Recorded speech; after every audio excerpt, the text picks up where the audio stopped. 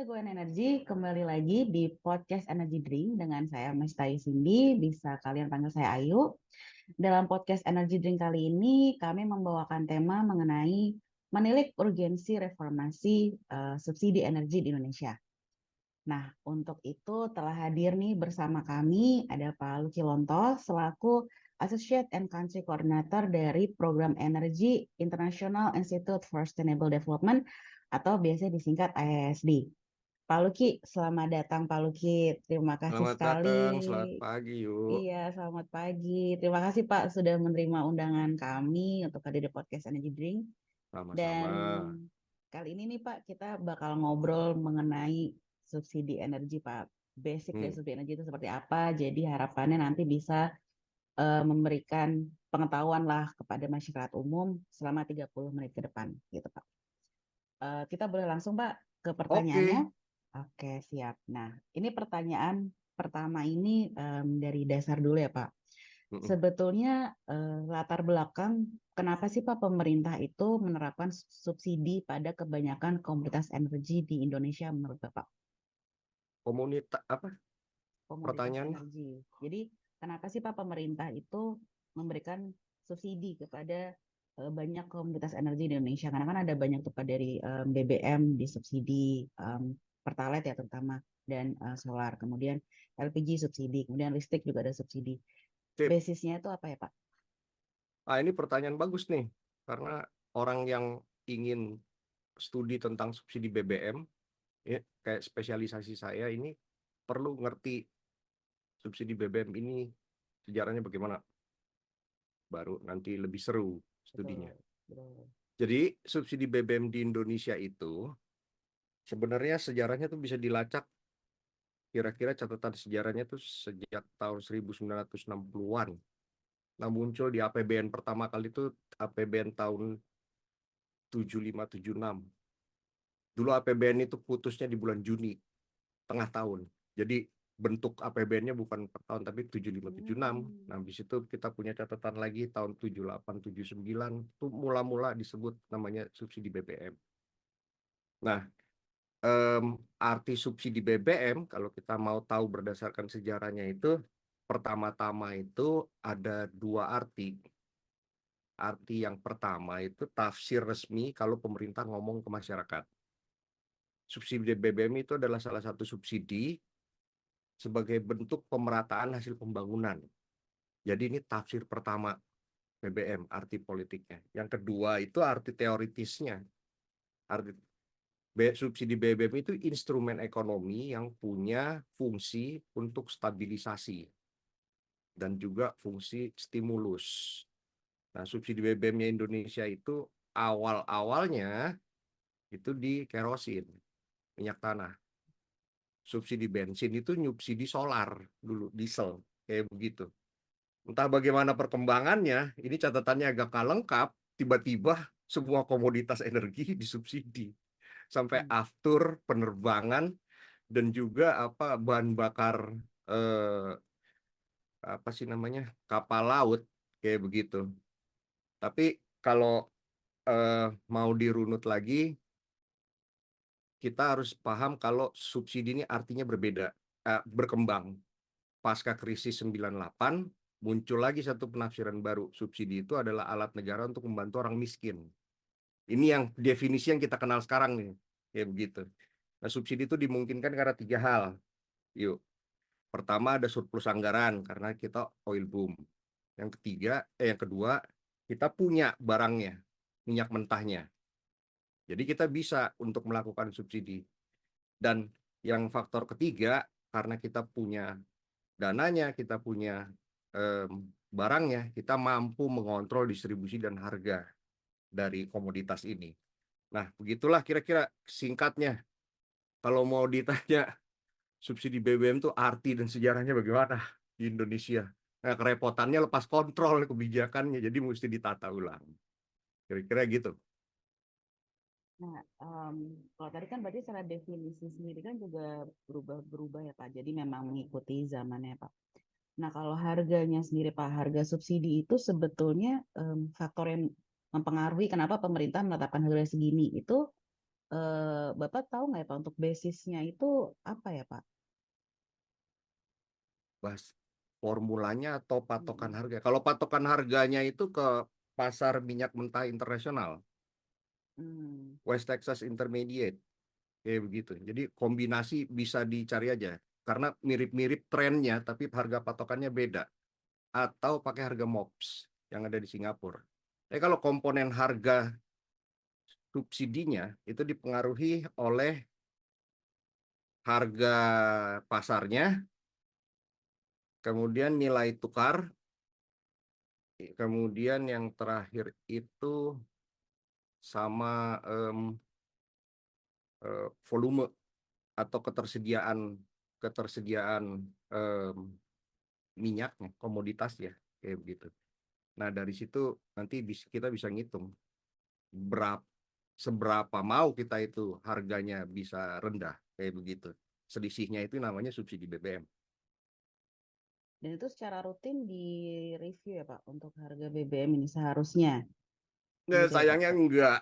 Jadi subsidi itu tergantung juga sistemnya. Yang paling umum kita punya itu adalah sistem subsidi yang namanya em, fixed price. Pemerintah menentukan harganya berapa. Nah, selisih dari harga yang kita beli di Indonesia dengan harga di pasar itu yang ditalangi pemerintah, itu yang namanya subsidi, kayak begitu.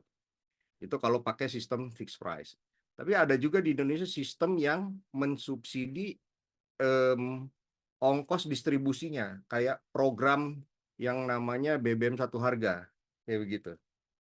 Ada juga subsidi yang disasar pada ongkos produksinya, kayak subsidi untuk di apa namanya biodiesel, kayak begitu.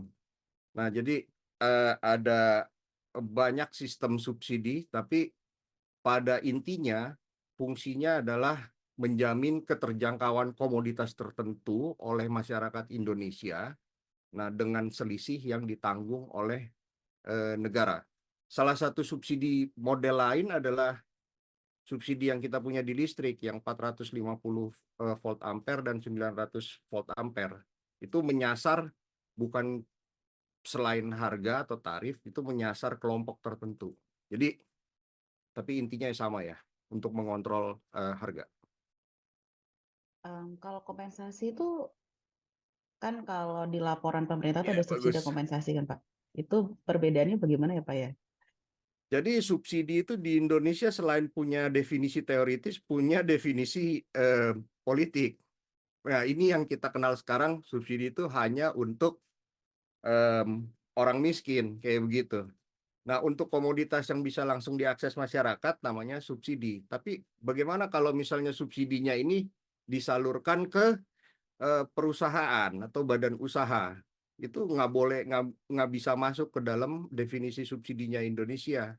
Seperti membantu ongkos logistik, kan itu bukan ke masyarakat tapi ke perusahaan, itu yang dikasih nama berbeda, kompensasi, tapi namanya beda, intinya secara teoritis itu instrumen ekonomi yang namanya subsidi, kayak gitu. Jadi Oh, harusnya sih oke. dihitung juga itu sebagai Ya, ya, subsidi, ya. Betul, seharusnya. betul, betul. Mm-mm. Nah, kalau berarti Pak, menurut Bapak untuk saat ini implementasi subsidi kita tuh subsidi dan tadi kompensasi ya Pak, Mm-mm. itu sudah cukup efektif belum sih Pak untuk implementasinya sendiri? Efektif. Maksudnya sudah betul-betul menyasar sesuai Oh, targeted kan kalau tepat tadi sasaran apa definisi enggak, kayak begitu. betul ya. Kalau Heeh. efektif ukurannya itu ya memang masih banyak yang harus diperbaiki di Indonesia karena akurasi dari distribusi komoditas energi ini cukup memprihatinkan ya. Dan ini yang sejak reformasi ini jadi salah satu prioritas pembenahan ekonomi di Indonesia. Subsidi BBM dan LPG itu meskipun dikasih nama apapun di sana tetap masih bisa diakses oleh orang yang sebenarnya tidak berhak. Nah, menurut di subsidi BBM itu, studi subsidi BBM, ada riset yang dilakukan oleh Agustina dan kawan-kawan tahun 2008. Risetnya itu bilang 90% subsidi BBM lari ke 50% masyarakat yang paling mampu di Indonesia. Jadi kayak gitu. Ini riset terkenal banget karena dipakai sama semua peneliti subsidi BBM. Kalau untuk LPG, benchmark risetnya itu ada di TNP2K tahun 2021. Saya kutip aja ya. Jadi 60% hingga 90% masyarakat yang di menengah atas itu masih menggunakan LPG 3 kg. Sedangkan yang listrik, ini studinya kalau mau dicari itu yang tahun 2013. Tapi udah diperbaiki. Waktu riset itu dilakukan, hasil findingnya 26% subsidi listrik itu dinikmati oleh warga miskin. Jadi cuma 26%, sisanya itu bocor ke masyarakat yang dianggap di luar dari daftar masyarakat miskin Indonesia. Yang subsidi listrik ini sudah banyak perkembangan, perbaikan. Kita tinggal selesai yang di LPG dan BBM yang akurasinya masih kurang. Berarti mayoritas subsidi tadi justru malah mayoritasnya nggak sesuai target ya Pak. Cuman di kelistrikan sudah mulai ada perbaikan. Mungkin karena ini ya Pak, lebih mudah ya Pak mengontrol karena transmisi distribusinya kan tidak bisa diakses semua orang atau terbatas lah ya untuk aksesnya. Sedangkan kalau LPG, BBM semua orang kan bisa mengakses dengan mudah gitu ya Pak ya. Betul. Jadi kalau BBM dan LPG itu kita namain sistem terbuka. Kayak begitu. Oke. Jadi siapapun bisa mengakses meskipun peraturannya bilang hanya untuk segmen tertentu, pada kenyataannya bisa diakses oleh hampir semua orang. Jadi ini yang membuat akurasinya rendah. Sedangkan kalau di listrik karena konsumennya bisa diidentifikasi melalui kode sambungan, jadi itu bisa dikontrol oleh PLN. Nah, problem satu lagi adalah subsidi BBM yang kita kenal sekarang ini, sebenarnya kita ngomong masyarakat segmen tertentu, masyarakat urban biasanya yang punya infrastruktur energi itu bagus dan tersambung, punya akses yang baik. Subsidi BBM ini nggak relevan kalau kita bicara tentang masyarakat di daerah tertinggal atau terpencil. Kayak begitu. Jadi itu perlu perhatian khusus juga tuh kalau ngomongin masalah subsidi itu didefinisikan sebagai alat untuk membantu orang miskin. Kayak begitu. Jadi Iya. dengan kata lain yang lebih banyak mendapatkan subsidi ini yang masyarakat urban. Sedangkan kalau yang di daerah terpencil, mereka tidak bisa mengakses atau belum sampai sana atau bagaimana Pak kondisinya? Susah jadi untuk menyalurkan kewajiban negara ini secara merata ya kepada masyarakat Indonesia. Bukan kewajiban negara, sorry, salah. Menyalurkan subsidi BBM ini kepada secara merata di Indonesia. Contohnya yang kayak subsidi LPG itu perkembangannya mulai slow down pada saat dia sampai di sekitar 50 juta pelanggan. Jadi masih ada 10 juta lagi itu yang nggak punya akses, kira-kira begitu. Dan kalau misalnya untuk listrik itu nunggu pembangunan infrastrukturnya, kabel, tiang listrik, kayak apa, seperti itu. Jadi memang approach-nya agar adil itu mesti berbeda. Sistem subsidi kita yang sekarang ini nggak mampu untuk melakukan distribusi hasil pembangunan secara lebih memuaskan. Nah, jawaban Paul Kitra ini udah mulai menjawab sedikit-sedikit mengenai pertanyaan selanjutnya, Pak. Jadi Apa tuh? dampak subsidi jika kita terus menerapkan subsidi yang sama tanpa melakukan reformasi. Nah, itu dampaknya apa saja sih, Pak? Tadi sepertinya ada hint sedikit, berarti Apa? mungkin subsidi itu mengurangi apa ya kecepatan pembangunan infrastruktur. Iya. Itu ya, Pak. Nah, ada lagi nggak, Pak? Dampak-dampak lain yang kalau Jadi misalnya kita ya sudah subsidinya seperti ini terus gitu kita lakukan. subsidi itu dampak positifnya itu dia bisa melakukan stabilitas ekonomi. bisa menciptakan stabilitas ekonomi. Dia akan membantu seperti itu. Nah, itu penting buat negara yang lagi membangun kayak kita, Indonesia. Ekonomi, sosial, dan politik mungkin ya Pak ya. Iya banget, kayak begitu. Politik kan tadi udah di Iya, pertanyaan pertama. betul. Itu. Terus, Nah, dampak negatifnya itu berhubungan dengan tekanan terhadap APBN atau uangnya negara. Seperti itu. Nah, di sini tidak ada kesesuaiannya, ada tidak match-nya. Indonesia kan butuh biaya besar ya untuk mencapai ambisi pembangunannya, apalagi ada cita-cita untuk loncat dari negara berpendapatan menengah ke jadi negara berpendapatan tinggi gitu, jadi negara maju. Nah, ini perlu infrastruktur besar-besaran dan perlu biaya. Anggaran untuk membangun infrastruktur itu tarik-menarik sama anggaran subsidi BBM. Ayo tuh pikirin gini deh, APBN kita tuh sekitar 2.500 triliun, 3.000 triliun ya. Anggaran yang dinamakan mandatory spending, wajib atau anggaran rutin itu 70% dari situ. Udah termasuk transfer, pendidikan, kesehatan, gaji, itu kan mesti dibayar ya, cicilan utang, seperti itu. Jadi kita tuh cuma punya sisanya 30-25% dari anggaran belanja itu untuk di spending. Ini gimana ya? Mau makan gratis, mau perbaikin, mau apa? Peremajaan alat-alat tempur, ada lagi subsidi BBM. Dan yang paling parah jadi subsidi BBM ini adalah dia nggak stabil, kita nggak bisa kontrol karena komponen impornya tinggi. Jadi untuk jangka panjang, ini sebenarnya hal yang tidak menyenangkan, tidak aman buat Indonesia. Apalagi kalau kita mikir dalam konteks security, energy security ya. Kan kita bicara 3 hal tuh, keandalan pasokan, keterjangkauan masyarakat, kesinambungan masa depan. Kalau ngomongin energy security, ini bahaya banget karena komoditasnya kita nggak bisa kontrol harganya, kita nggak bisa kontrol pasokannya. Kalau ada perang di luar negeri bagaimana? Seperti itu. Jadi kira-kira kalau masih mau bersandar sama fosil, itulah gaya enaknya. Unpredictable ke depan.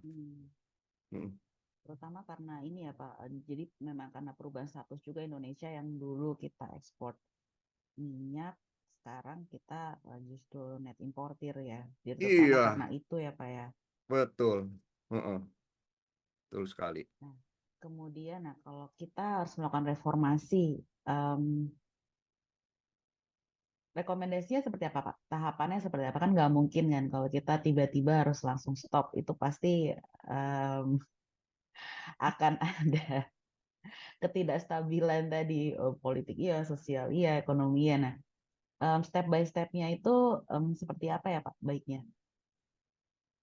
Nah, ini masuk ke ilmu yang namanya perubahan kebijakan. Jadi perlu minjem ilmunya orang public policy. Ada 2 model untuk berubah. Satu yang namanya Big Bang approach, yang satunya lagi gradual approach, kayak begitu. Dari sejarahnya Indonesia, gradual approach ini lebih disukai. Jadi pelan-pelan naiknya. Contohnya seperti tarif adjustment di tarif PLN, seperti itu. Kenapa ini disukai? Karena lebih mudah diprediksi dan tidak mengagetkan publik. Kalau publik kaget, itu efeknya ke psikologi pasar, seperti itu. Tapi kalau ditanya perlu reformasi, iya nggak sih? Dari semua ukuran yang kita ada sekarang, kalau misalnya tak ukurannya adalah waktu, seperti itu. Ya, udah harus dimulai dari sekarang, seperti itu. Dan nggak boleh berhenti. Jadi tahap-tahapannya tentu Indonesia itu sebaiknya mulailah bersandar sama proses-proses teknokratik dan konsultasi publik yang sangat mendalam. Jadi sambil berubah, masyarakatnya itu jangan ditinggalin. Karena dalam transisi itu biasanya ada unintended consequences. Nah, itu negara harus tanggung jawab. Kayak begitu. Selama kita mengarahkan merubah sistem energi, sistem subsidi kita. Nah, ini masyarakat perlu ditemenin agar proses transisinya itu tidak terlalu rumit atau menderita buat kita semua. Kalau misalnya dengan cara konsultasi publik ya pasti bisa lah ketemu, asal kita seriusin aja konsultasi publiknya. Selain konsultasi publik, ada hal lain nggak ya Pak? Maksudnya mungkin dari sisi kita transisi dari BBM ke jenis energi yang lain, atau kalau LPG ke bentuk yang lain gitu Pak. Tadi kamu nanyanya strategi sih, kayak begitu. Oke, saya Nah, perluas berarti. kalau komponen-komponennya itu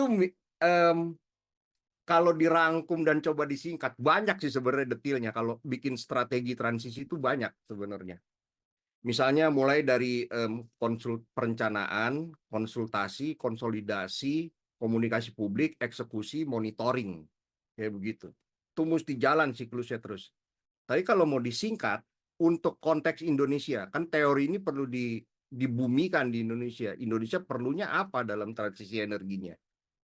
Nah, catatan saya itu di Indonesia kalau mau ada perubahan kebijakan publik yang signifikan, perlu ada konsistensi kepemimpinan. Kayak begitu.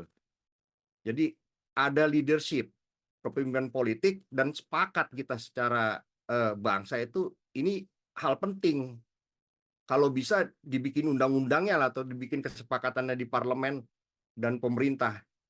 Siapapun yang berkuasa, kita arahnya ke sana ya. Kayak begitu misalnya. Nah, ini penting agar proses transisi itu atau perubahan ini bisa dikawal meskipun rezimnya berganti. Jadi lintas administrasi, lintas pemerintah, prosesnya berjalan. Karena nggak boleh putus di tengah. Karena udah terlalu banyak buang duit misalnya untuk membangun energi pengganti dari energi fosil seperti itu.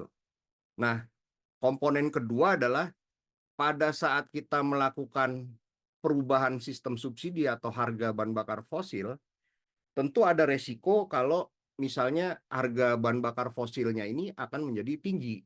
Seperti itu. Nah, di sini yang diperlukan adalah arah. Jadi konsep pindahnya kemana, kayak begitu. Jadi Indonesia tuh perlu roadmap yang kedua. Kemana arahnya, konsisten ke arah mana. Nah, ini termasuk penyediaan energi alternatif, energi terbarukan, yang sesuai dengan prinsip-prinsip energi security dan juga kelestarian lingkungan. Jadi itu kita harus pilih arahnya kemana, konsisten ke arah mana. Karena penyediaan energi alternatif ini penting karena pada saat misalnya subsidi BBM itu jadi kompetitif dengan harganya naik seperti itu, tentu masyarakat nggak bisa berhenti dong kegiatan ekonomi dan kehidupan sehari-harinya. Jadi perlu ada penggantinya atau alternatifnya buat masyarakat. Seperti misalnya pembangunan public transport seperti itu, atau mulai dibudayakan e-lifestyle, kerja dari rumah, jangan terlalu banyak traveling seperti itu perlu pendidikan publik yang luas banget. Yang ketiga adalah mengantisipasi dampak negatif kepada masyarakat. Karena berubah itu kan nggak enak ya, perlu belajar tuh. Contohnya bingung pakai kompor listrik, masakan bisa gosong, baterai nyarinya di mana, charging station di mana ini, mau pasang solar panel caranya bagaimana. Nah, ini perlu strategi komunikasi publik yang besar-besaran dan tulus dari pemerintah selama proses penyesuaian diri terhadap sistem baru. Dan yang terakhir, selalu ingat kita bicara subsidi BBM, subsidi energi itu kadang-kadang lupa sama teman-teman yang ada di daerah tertinggal dan terpencil. Jadi kali ini kalau mau dibilang ini adalah bentuk dari pemerataan hasil pembangunan, mari kita mulai dengan konsep berpikir yang baru. Seperti itu. Biar semua dapat merasakan. Oke, Pak. Ini satu pertanyaan terakhir Pak dari saya. Saya Boleh. penasaran, ada nggak ya Pak international best practice yang bisa dijadikan contoh gitu Pak, dari yang mungkin tadinya heavily subsidized untuk komunitas energinya, kemudian mereka secara perlahan sudah mulai reformasi dan itu memberikan dampak positif terhadap negaranya. Banyak, dan ISD ngumpulin. Dan banyaknya juga kadang-kadang datangnya dari Indonesia. Oh, Ada satu konsep ya, lucu. Ini konsep yang namanya sekarang tuh sering diomongin sama teman-teman di pemerintahan. Konsep merubah subsidi dari subsidi komoditas ke subsidi orang. Kayak gitu. Ini Indonesia udah mulai. Tapi contoh best practice-nya tuh udah ada di mana-mana. Paling sering dikutip itu yang di Brazil.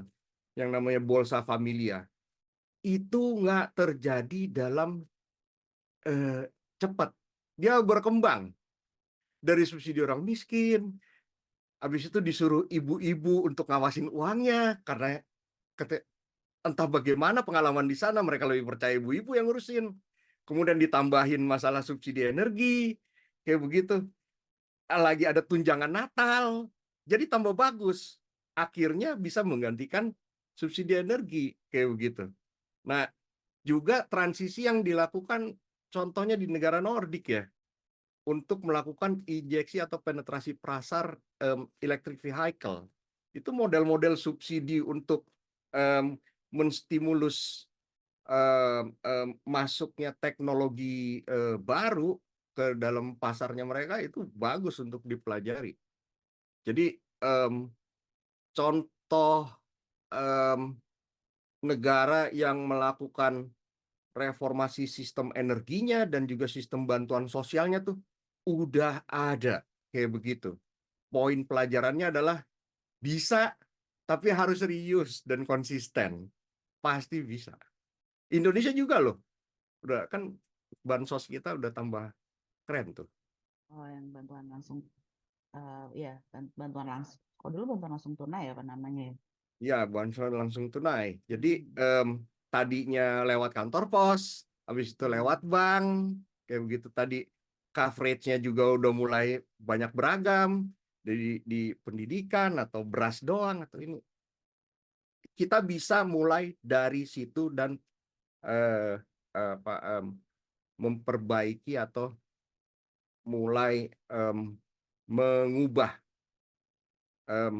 subsidi yang tadi ke komoditas, sekarang kita beneran bikin akurat ke keluarga penerima manfaat. Oke, baik. Mantap Pak Luki. Terima kasih banyak Pak atas waktunya. Ya, Waktunya terima sudah kasih. sharing Kurang-kurangnya juga. minta maaf. Enggak Pak, insight-nya banyak banget. Terima kasih Ya, banyak Pak atas ya, waktunya. salam buat teman-teman di PYC. Thank you. Siap. Nah, Jagoan Energi, sekian podcast episode kali ini. Jangan lupa untuk terus ikuti podcast kami, karena tiap minggu kami juga ada selalu update sih berita-berita mengenai sektor energi di program Energy 24/7, itu ada di Instagram kami. Jadi buat yang kalian yang harus baca, tapi mau terus update sektor energi, bisa cek sosial media PYC. Nah, untuk update kegiatan PWC juga gampang, bisa follow sosial media kita. Kita ada Instagram, Facebook, LinkedIn, kita ada semua. Dan again, terima kasih banyak Pak Luki dan buat pendengar juga, terima kasih sudah mendengarkan sampai akhir dan see you on the next podcast. Ya, Bye-bye. dah, bye.